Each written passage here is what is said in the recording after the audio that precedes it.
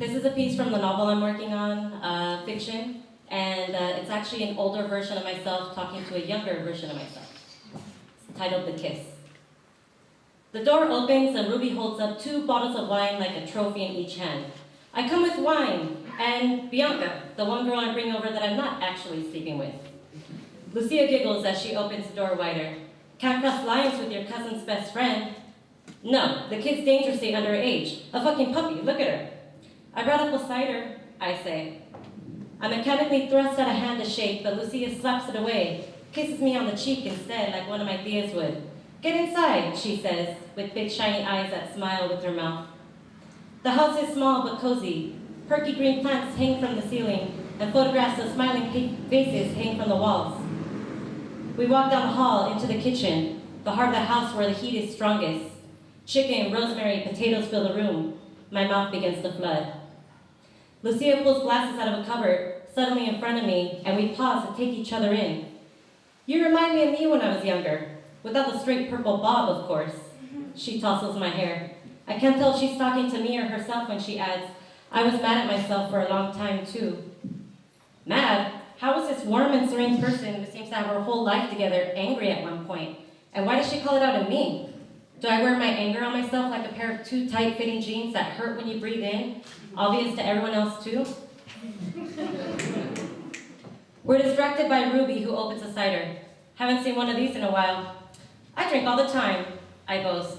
The kid drinks 40s, Ruby snorts. She and my cousin. Straight up motherfucking King Cobras and OEs all the way. Glasses finally full, we clink them together. Ruby stuffs a cigarette in her mouth and walks out the kitchen, leaving us alone.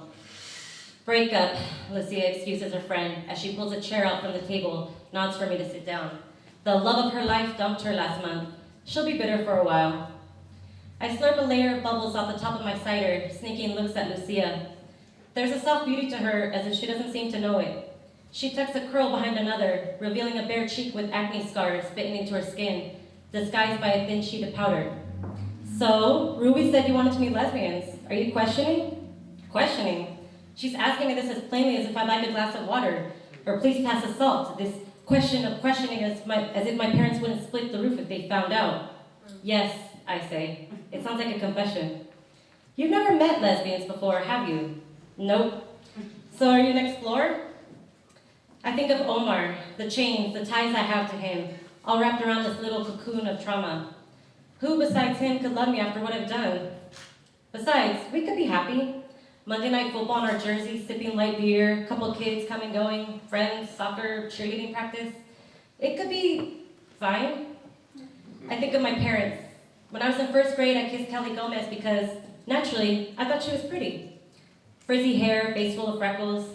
Mommy scolded me later. Boys, she said, you kiss boys. I with an afterthought, and not till you're 18. I tried to explain. Have you ever had a bad dream, but you knew you were dreaming and that you could wake up any second? So you let it go on just for a few seconds longer, and then when it started getting really bad, you woke yourself up out of it? Lucia shrugs. I guess so. I feel like maybe I'm on the verge of waking up. From down the hall, I hear the front door open and creak closed. Lucia sits up higher in her seat. Chrissy's home. She had to work late, but I thought she'd be way later. Work late? Ha, isn't that what all grown-ups say when they're on the creep? Did Lucia call her at work and demand to talk to her boss? Will she rummage through her pockets later for receipts? Or is that just shit Omar and I do to each other, saying we trust each other as a courtesy, but never really believing it?